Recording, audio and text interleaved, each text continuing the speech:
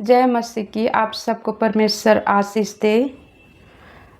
प्यारे भाई और बहनों, हम सब ईसा मसीह के बिना अपने जीवन में कुछ भी अच्छा काम नहीं कर सकते। हम अपने जीवन अच्छा नहीं गुजार सकते प्रभु के बिना। तो हमें हर समय प्रार्थना में समय बितानी है। जब हम प्रार्थना में समय बिताते हैं ज़्यादा से ज़्यादा, तो हम प्रभु को जानते हैं और प्रभु का इच्छाओं को जानते हैं और हम उनका करीब आते हैं। और जब हम परमेश्वर में आते हैं तो हमें सहन शक्ति मिलती है और अंदर से शांति मिलती है, वो शांति जो हमें परमेश्वर देते हैं। चाहे हमारे जीवन में कितने भी दुख है, तकलीफ है, फिर भी हमें शांति मिलती है। कभी कभी पता नहीं चलता कि मैं इतना शांत क्यों हूँ, इतना खुश क्यों हूँ। दुनिया हमें वो शांति नहीं दे सकती जो हमें परमेश्वर देते हैं। तो हमें अपने दुख और तकलीफ सबसे पहले परमेश्वर को बताना चाहिए और परमेश्वर में छोड़ना चाहिए, क्योंकि वो पिता जीवित खुदा है और वो हर वक्त हमें देखते हैं, हमें जानते हैं और वो चाहते हैं कि हम उनके पास आए, उनसे मांगे।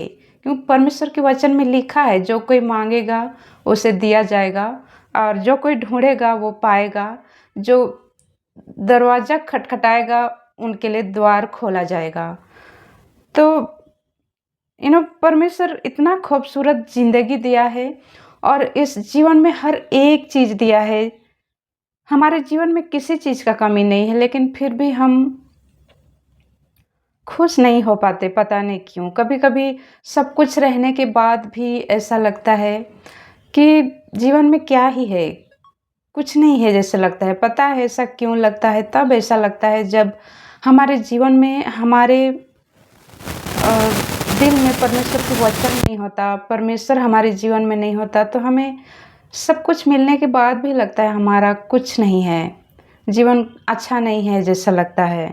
पर जब हम पवित्र आत्मा में सच में जिएंगे, उनके वचन की आधार जिएंगे, तो परमेश्वर हमें ब्लेस करेंगे, वो हमें माफ़ करेंगे। वो हमारे माफ़ करने वाला पिता है और हमें आगे बढ़ाएंगे। हमारे जीवन में पवित्र आत्मा में हमें आगे बढ़ाएंगे, बुद्धि में, ज्ञान में, धीरज में, विश्वास में, हर चीज़ में हमें आगे बढ़ाएंगे।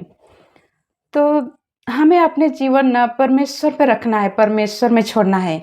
अगर आज हम दुखी हैं ना, तो फिर भी हमें परमेश्वर से प्रार्थना करनी है और परमेश्वर में छोड़ना है और कहना है कि प्रभु, मेरे जीवन के हर दुख, हर तकलीफ मैं आप पे छोड़ती हूँ।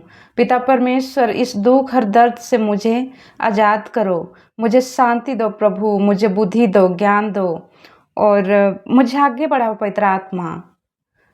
पिता परमेश्वर, तू दयालु है, हमारे जीवन में आपके दया आए, कृपा आए और हमें अच्छा इंसान बनाओ पिता।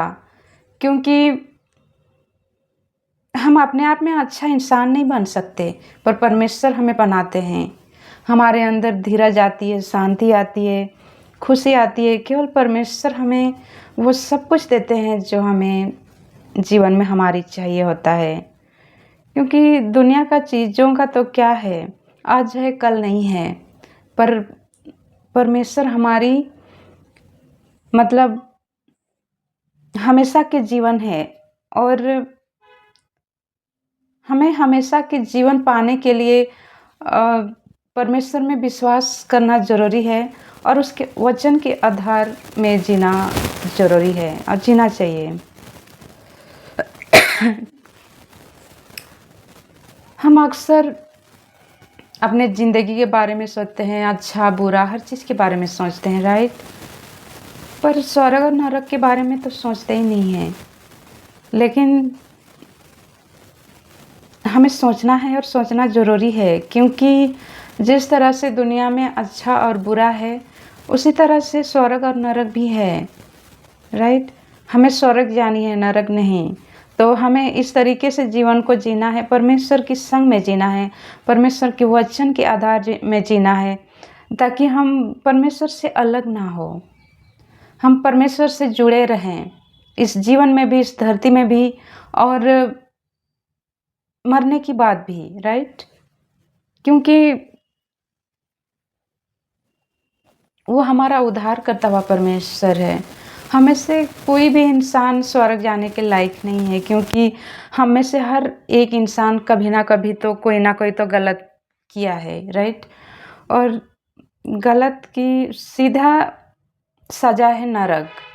पर प्रभु यीशु जब क्रूस पे जान दिया तो हमारे पापों के लिए जान दिया, और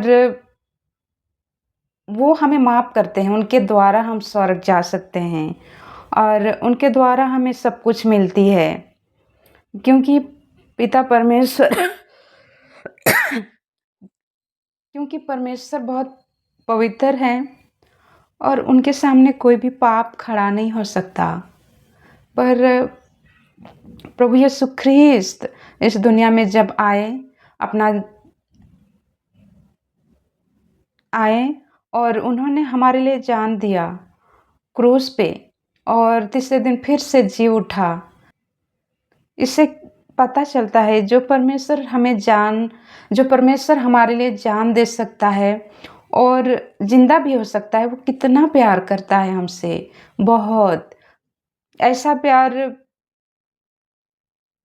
कहीं किसी इंसान से नहीं मिल सकता, क्योंकि वो परमेश्वर हैं, वो हमसे बहुत प्रेम करते हैं और वो सदा प्रेम रखेंगे हमसे।